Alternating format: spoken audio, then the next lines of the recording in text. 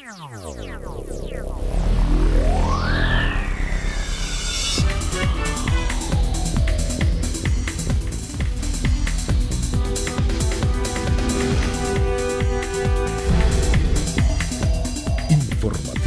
Mira TV está en ti.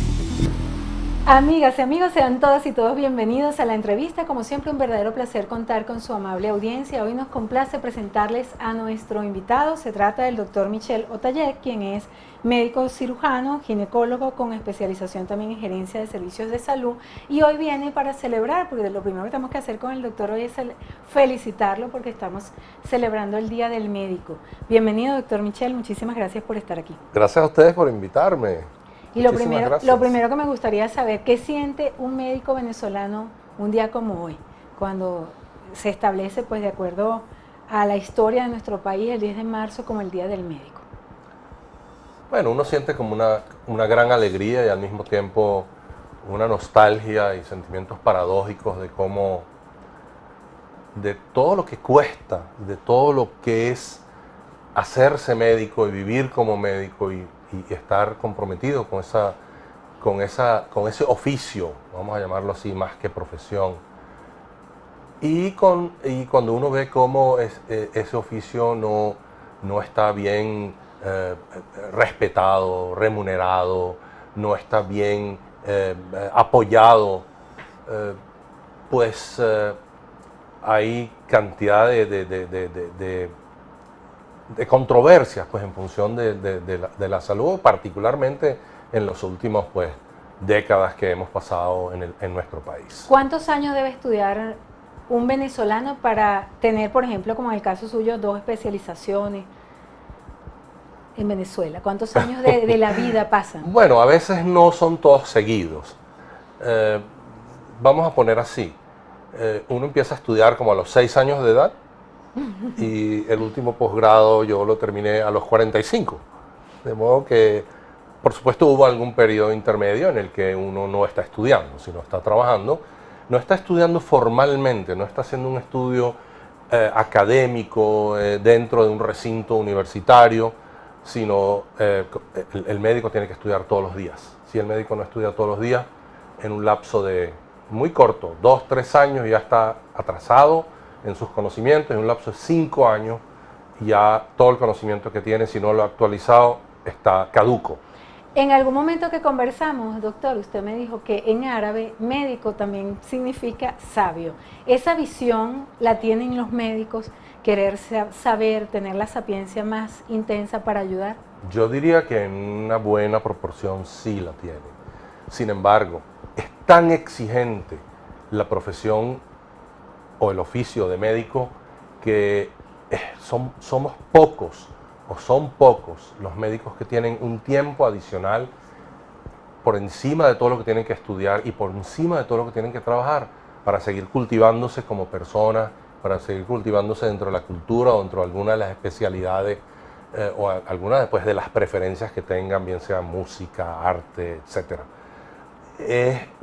Por supuesto, eso es una vocación también, como la vocación de ser médico, el ser artista o el ser escritor o algo, pero en el caso de los médicos es extremadamente exigente el tiempo para que uno pueda desarrollar eso también.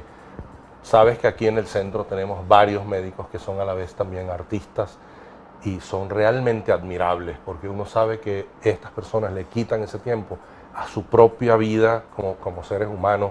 Tienen que estar hasta quién sabe qué hora en la madrugada estudiando o practicando alguna de las cosas que les gustan, pues además de la medicina. Doctor, en este momento yo estoy particularmente conmovida y además honrada en poder conversar un Día del Médico con una persona con su trayectoria, porque sabemos que aparte de estudiar medicina, se ha preocupado y se ha ocupado en fundar centros de salud. De hecho, pues el canal tiene sus oficinas en el Centro Médico Los Altos, donde usted es fundador y actual luchador, para decirlo de esa manera, como están haciendo la mayoría de los centros de salud en nuestro país. Ahora bien, la medicina ha tenido una evolución muy interesante a lo largo de la historia. Por cierto, ahí estamos viendo en pantalla un recuerdo que hizo nuestra productora Andrea, una felicitación para los médicos, y lo hizo con mucho cariño para el doctor Michel, digamos en la persona del doctor Michel, para todos los médicos de Venezuela. Muchas gracias, de verdad es un honor. Ahora bien, esa evolución de la medicina, la ciencia, desde aquellas, digamos, guarapos o utilización de plantas, hasta la medicina genética, ¿eso ha redundado en que las personas sean más sanas? Sin duda alguna que sí. Si lo vemos individualmente, cada uno de nosotros, los que tenemos acceso a esta nueva medicina, que es una medicina muy particular, vamos a llevarla la medicina que nació en Europa y que ha seguido pues su camino hacia el occidente, tenemos acceso a una cantidad de tratamientos que son casi que extraterrestres, entre comillas, ¿no? Tenemos acceso a tratamientos muy sofisticados, tenemos tratamientos, tenemos trasplantes de todo tipo, tenemos acceso a tratamientos endoscópicos, tenemos tratamientos intravasculares, tenemos... ¿Qué es lo que uno puede decir, que puede nombrar? Tenemos clonación, tenemos cualquier cantidad de novedades ahí en la medicina en los últimos 15, 20 años. La terapéutica ha cambiado radicalmente lo que se hace en medicina. Solo por recordar un ejemplo, hace unos 30, 40 años, un paciente infartado no tenía más opción que sentarse ahí en la cama a esperar cómo era que se iba encomendarse los santos óleos. Exacto, a cómo se iba a recuperar, si se recuperaba. Hoy día hay tantas cosas para hacer a un paciente infartado que el paciente prácticamente sale de allí con una lesión mínima de lo que pudo haber sido hace unos 30, 40 años. Ahora, ¿el médico es hoy depositario de la confianza, del aprecio y de la reciprocidad de los pacientes, considera usted en su experiencia personal? Te voy a contestar esta pregunta, pero voy a terminar de desarrollar un poquito la otra. Ajá. La otra que acabamos de conversar. El hecho de tener un acceso a esa sofisticación que es la medicina o la terapéutica, más que la medicina, no significa que globalmente el mundo tiene mejor nivel médico. Nosotros los que tenemos ese acceso a los medios de comunicación, los que tenemos acceso a ese tipo de tratamientos, sí estamos más sanos que antes, pero sin embargo tenemos tanta información y tanto conocimiento que a pesar de que nuestra expectativa de vida se ha duplicado o triplicado, si uno toma en cuenta por lo menos los años 50 del siglo pasado hasta este momento, la expectativa de vida se ha duplicado. Si nosotros nos comparamos, por ejemplo, con la antigua Roma, en los tiempos de los Césares, la expectativa de vida era unos 18 años. Ahora la expectativa de vida que tenemos en este momento es alrededor de 80, en algunos países hasta más años que 80. Pero la percepción que tenemos nosotros de nuestra salud, porque tenemos demasiada información y estamos bombardeados por información de salud, que es una información que al ser humano le atrae mucho. Claro, porque todo el mundo está interesado en hablar de salud, ese es un tema de mesa. Así mismo, y además que cada quien se siente como conocedor de ese tema de salud. Y después que alguien se toma una pastilla, la recomienda. Así mismo, de inmediato. Que no debería ser, ¿verdad? La gente no se siente más sana, se siente como más agobiada y más arrinconada por una cantidad de patologías que con toda seguridad nunca va a sufrir. Y además se siente arrinconada por una cantidad de cosas que siente que debe hacer para mantenerse en forma, para mantenerse bellos, para mantenerse con una actividad sexual e intelectual activa y permanente, y en el entendido que hagamos lo que hagamos, al final nos vamos a morir. La lucha del médico entonces es con el dolor o con la muerte. Con las dos cosas. La lucha del médico inicialmente es con el dolor y fundamentalmente es con el dolor. Y con la muerte simplemente la lucha es retrasar ese momento y hacer que todo ese periodo que tiene que pasar el enfermo entre esa enfermedad y la muerte sea que se pueda llevar del mejor modo posible. Hoy en Venezuela, como sabemos, pues hay una cantidad de situaciones en torno al ejercicio de la medicina que ha llevado a quizás a profundizar o a tratar de reflexionar por parte quizás de los médicos y de muchas otras personas acerca del papel del médico en nuestro país. El médico venezolano siempre ha sido muy respetado, que lo diga José Gregorio Hernández, que ya casi lo quieren volver santo. Así es. Pero hoy en día, con la cosa de los médicos comunitarios, el bombardeo de médicos cubanos en Venezuela, el médico venezolano ha sufrido como una cierta revalorización por muchas situaciones específicas que se han dado.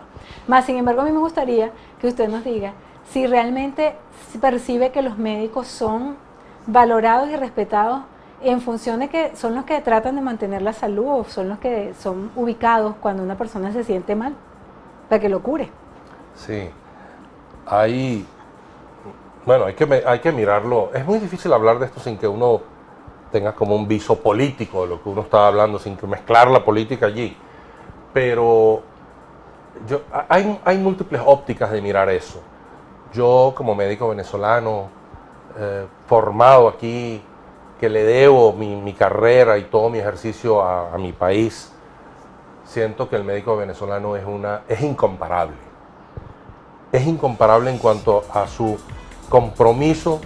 Y la formación. Y la formación del médico venezolano en los tiempos en los que yo me formé era muy diferente a la formación del médico venezolano de este momento. Es multifactorial comenzar uno a pensar por qué y cómo sucedió, pero ciertamente tú lo sabes y todos los que nos están viendo pienso que también lo saben, que el médico venezolano en los últimos 20 años ha sufrido un ataque realmente sin precedentes, además inmerecido como profesional, y ha estado sometido al escarnio que realmente no se corresponde con su condición humana.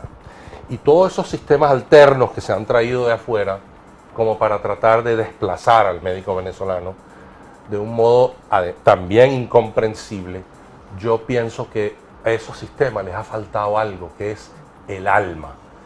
El alma, porque tú necesitas alma para poder entrar en un sistema como este, donde lo que tú vas a dar como producto final es salud. ¿Y cómo vas a dar tú eso si tú no tienes el alma para dar salud? El alma para darle la salud al venezolano son los mismos venezolanos, somos los mismos médicos venezolanos. No puede ser de otra forma. Cuando tú traes aquí unos médicos cuyo objetivo primordial es ver cómo se quedan aquí, cómo se escapan para irse a otro lado, eso es un sistema que ya está desalmado de entrada, sin que tú puedas discutirlo bajo ninguna circunstancia. No quiero hablar de cosas que sí fueron traídos aquí para adoctrinar a nadie o para esto, pero por otro lado, el maltrato que se le hizo a los médicos venezolanos y que todavía se le está haciendo en cierta medida, de traer unas personas desde afuera con una formación mínima, una formación médica rudimentaria, a ponerlos primero a ganar como 50 o 100 veces más de lo que gana el médico venezolano, mucho mejor formado que ellos. Y adicionalmente, posteriormente, a pesar de su rudimentario conocimiento de la medicina, porque para lo que fueron formados es para una medicina simplificada, estos médicos traídos de afuera. Y los médicos comunitarios que se están haciendo ahora es Vox Populi, todo el mundo lo ha leído y lo ha visto por los medios de comunicación, que estos médicos, pues, su formación deja mucho que desear. De hecho, los colegios de médicos y la federación y hasta la Academia Nacional de Medicina se ha manifestado en función de la poca y la pobre formación de estos médicos nuevos de ahora. Y es algo muy lamentable, doctor. ¿Qué pasa por la mente de un médico? Por ejemplo, en el caso que estamos aquí en este estudio, aquí está el director, el camarógrafo, la productora. Si yo me desmayo en este momento, ¿qué hace Michelle Otaller? ¿Qué pasa por su mente? En la próxima parte, la respuesta de nuestro invitado.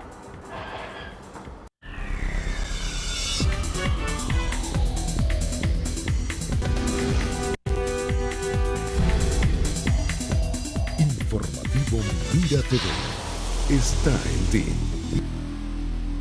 Continuamos, amigas y amigas. Hoy estamos celebrando el Día del Médico, porque el médico venezolano sí se merece que nosotros celebremos su día.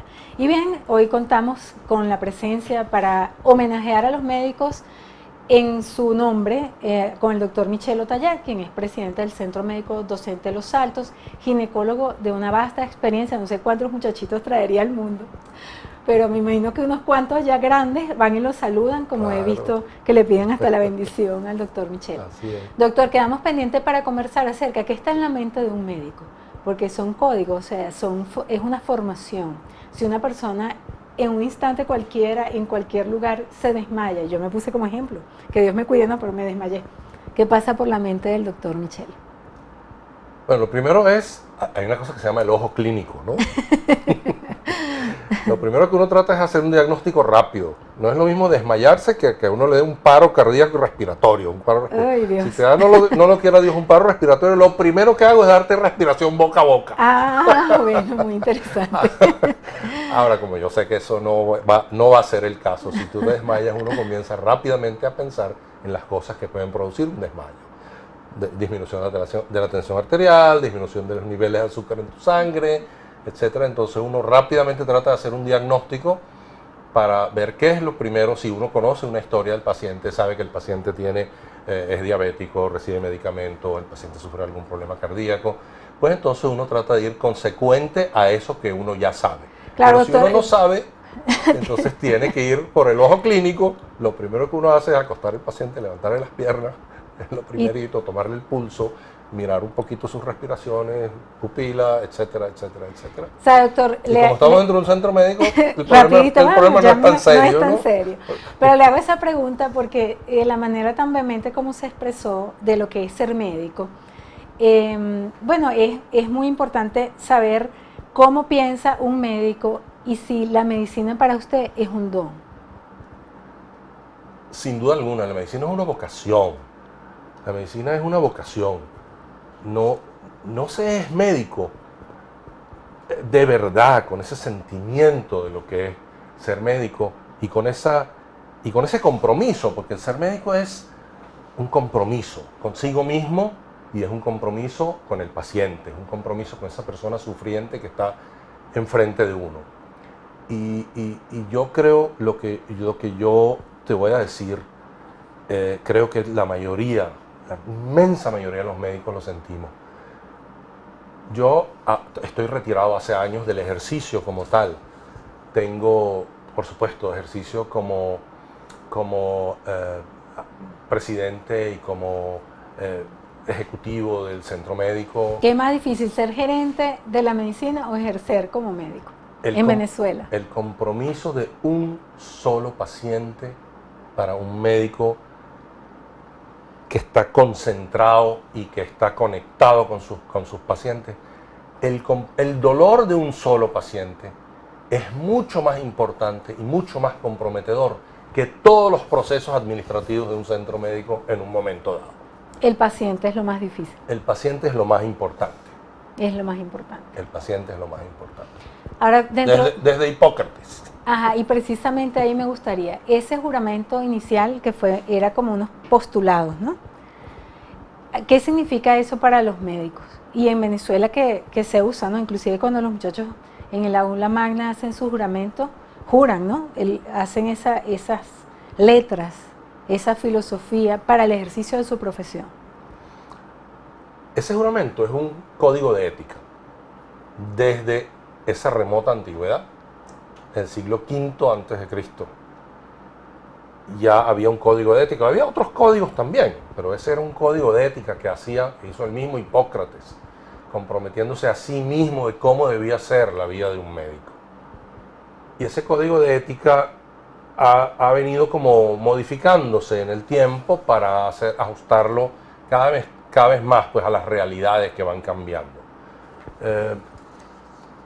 Y ese código, yo estoy convencido que la mayoría de los médicos, en particular los médicos venezolanos, que son a quienes yo conozco y a quienes yo pertenezco, ese código de ética, la inmensa mayoría de nuestros médicos lo llevan en el alma y en el corazón. Y la esencia de ese código, ¿qué trae ya hasta nuestros días? La esencia de ese código es una sola frase. Primero, no hacer daño. Eso es lo que dice el código hipocrático. Y hasta nuestros días se sigue exactamente igual. Primero, no hacer daño. Segundo, ayudar al paciente en la medida que uno pueda. No hacer cosas que uno no sabe hacer. Traer otras personas o el concurso de otras personas para eso. Ser solidario con los otros médicos que están allí.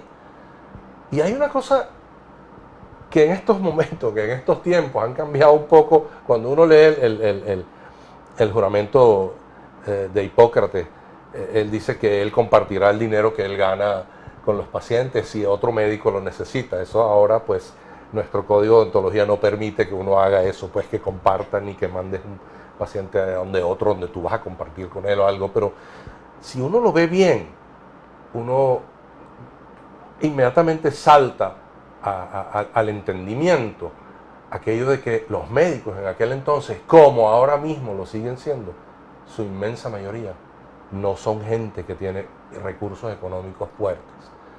Los médicos de aquel entonces, en los tiempos de Hipócrates, podían verse en situaciones económicas muy pobres y era como compromiso de los otros médicos ayudarlos si se encontraban en un momento como ese. Y la inmensa mayoría de los médicos que yo conozco no son personas que han hecho fortuna con su ejercicio médico. En este momento, como sabemos cómo se maneja la medicina y las circunstancias, por lo menos en Venezuela, que es nuestra realidad, hay una cierta contradicción entre la ética y salvar una vida. Se puede presentar eso a cualquier médico en Venezuela. Por ejemplo, cuando llegan a un sitio y de repente una persona se está muriendo y no aceptan el seguro y ese tipo de dramas que son una realidad. Ni está en la mente del médico jamás primero preguntar por el dinero. Eso es una cosa que normalmente corresponde a las instituciones, pero ya la ley regula de un modo muy claro que cualquier paciente en riesgo de sufrir un evento muy fuerte o hasta el riesgo de muerte, no hay ninguna posibilidad de que ningún médico le prive de atención o deje de atenderlo porque no tiene medios económicos para hacerlo. Eso no está, ni lo hace, ningún médico lo tiene dentro de su ética o de su comportamiento, ni ninguna institución tampoco, ni ninguna ley permite que eso suceda. Y en cuanto a la voluntad del paciente, ¿hasta dónde puede llegar el médico? Sabemos, por ejemplo, que en aspectos religiosos que son tan profundos, hay religiones que indican que no aceptan las transfusiones de sangre. Si eso es vinculante con salvar una vida, ¿hasta dónde puede llegar un médico en un caso de eso? Hay muchos ejemplos en Venezuela y fuera de Venezuela, de estos casos en particular. Yo pienso y ejercí toda mi vida profesional y con respeto profundo al credo y la ética del mismo paciente. No solamente al mío, sino a la ética que tiene el mismo paciente y a ese credo que él tiene en su propia vida. Yo creo que eso es un derecho inalienable del paciente. Uno está para salvar y tratar de preservar la vida, pero uno no es el dueño de la vida del paciente. Y conocemos casos aquí, incluso le ha pasado a médicos que trabajan aquí, que han participado pues en algún momento de alguna de estas cosas, como tú mencionas, de hacer algunas transfusiones a pacientes o a niños en particular, que no tienen posibilidad de decidir por sí mismos y que los padres deciden que ellos no quieren que reciban cierto tipo de tratamiento. Y bueno, se han visto involucrados en casos pues legales muy fuertes. Sí, los pueden demandar también. Por supuesto, que han sentado pues, y a los padres no lo pueden demandar porque dejaron morir al muchacho. Todo es posible, todo es posible. Pero este es un caso, por decir algo, que aquí es como el más frecuente en nuestro país. Pues. Estas personas que, los testigos de Jehová que no quieren bajo ninguna circunstancia que se les transfunda sangre. Pero en otros países hay cosas todavía mucho más serias. Por ejemplo, hay los científicos cristianos, por ejemplo, que no quieren recibir ningún tipo de tratamiento. Donaciones de órganos, Nada, eutanasia. ni tratamiento. Tienen una apendicitis, no quieren que los operen. Y es su derecho. No, es una cosa que tú no puedes alienarle el derecho a una persona de decidir lo que quiere hacer. Es su código de ética. El código de ética es propio de cada quien y uno no puede doblegar eso. Doctor, sabemos que la medicina también implica una enseñanza. El médico de alguna manera se convierte también en pedagogo, sobre todo cuando tiene años de experiencia. En función de esa experiencia que usted ha vivido, no solamente como médico, sino también como gerente de la medicina, estructurando todo lo que significa la salud en líneas generales. Un mensaje ya para sus colegas, el Día del Médico, y también para los pacientes que forman parte de esta cadena hoy en el Día del Médico, para finalizar. Este es un mensaje que no es mío solamente. Este es un mensaje que uno aprende desde el juramento de Hipócrates. El paciente es lo primero. Lo que cree el paciente es lo primero. Lo que el paciente quiere hacer de sí mismo es lo más importante.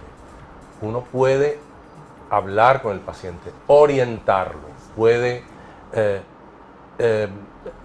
explicarle, puede ofrecerle opciones, pero es el paciente el que escoge lo que quiere hacer de su vida, de su enfermedad y de su tratamiento. Uno no tiene uno ningún derecho a forzar a un paciente a hacer un tratamiento en particular. El paciente tiene derecho a ser tratado como él quiere que lo trate.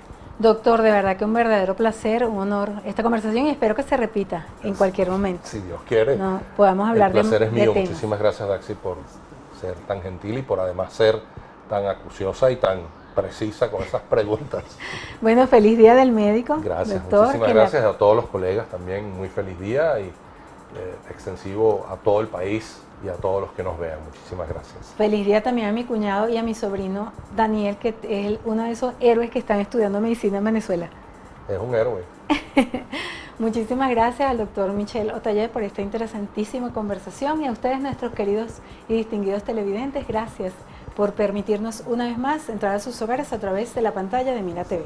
A nombre de nuestras productoras Andrea León y Lourdes Navas, y quien tuvo el inmenso placer de conversar con ustedes, Daisy Oropesa, nos despedimos deseándoles una maravillosa tarde. Muchísimas gracias por mantenerse en nuestra sintonía. Felicidades. Gracias, doctor.